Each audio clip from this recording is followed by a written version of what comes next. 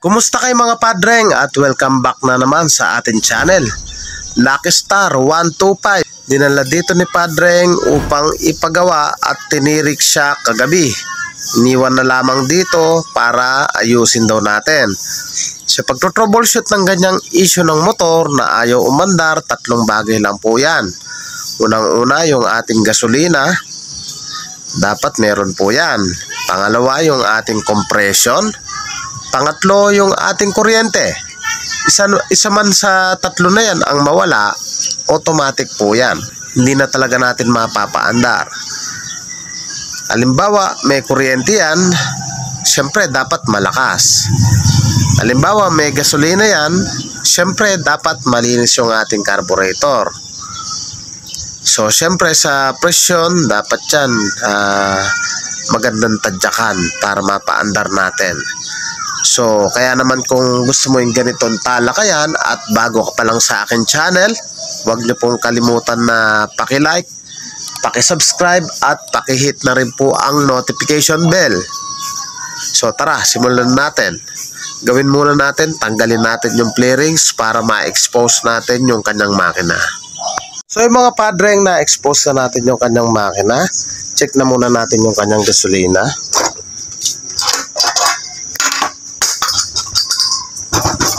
So yun, meron naman. Sunod naman natin yung kanyang presyon. Check natin kung may presyon. So meron naman. Gasolina, presyon, okay. Check natin yung kanyang high tension wire. Kung may kuryente.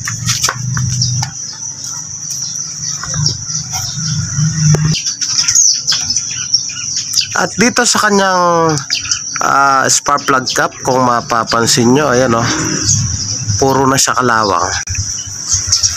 Ayan o, ibig sabihin palitin na to, kinalawang na sa loob. Ayan o. Ngayon kung mapapansin nyo rito, nagkukulay green. So ang gawin natin, putulan natin yan.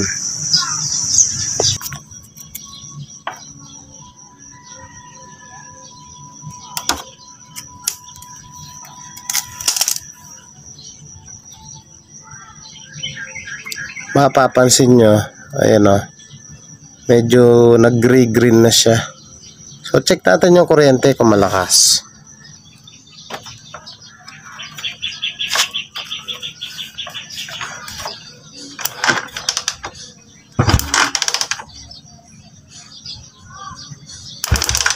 Malakas, so dito sa spark plug.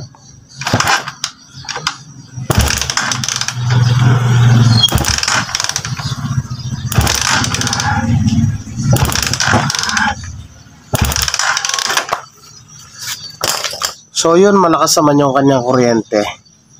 Ibig sabihin, kailangan natin maglinis ng carburetor.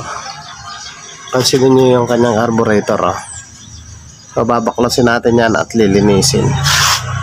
So may compression, may kuryente, may gasolina nga, pero napakadumi ng kanyang carburetor. Tingnan nyo yung motor.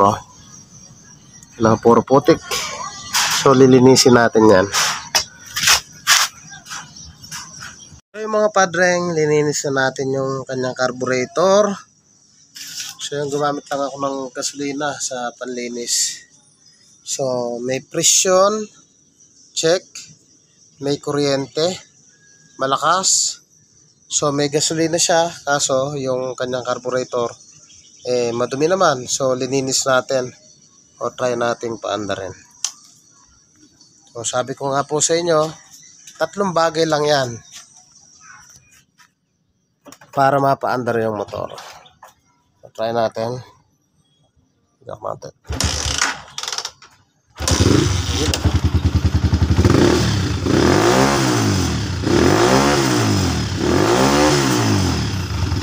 Diba? So, malakas naman yung kuryente, may compression. So, kaya doon tayo tumira sa kanyang carburetor. So alam ko naman basic sa inyo yan mga padreng. Kung nagustuhan mo yung ganitong tutorial, At bago ka pa lang sa akin channel, huwag niyo pong kalimutan na paki-like, paki-subscribe at pakihit na rin po yung notification bell para updated po kayo sa mga videos na kagaya nito. Thank you po sa inyo. God bless at mabuhay po kayo.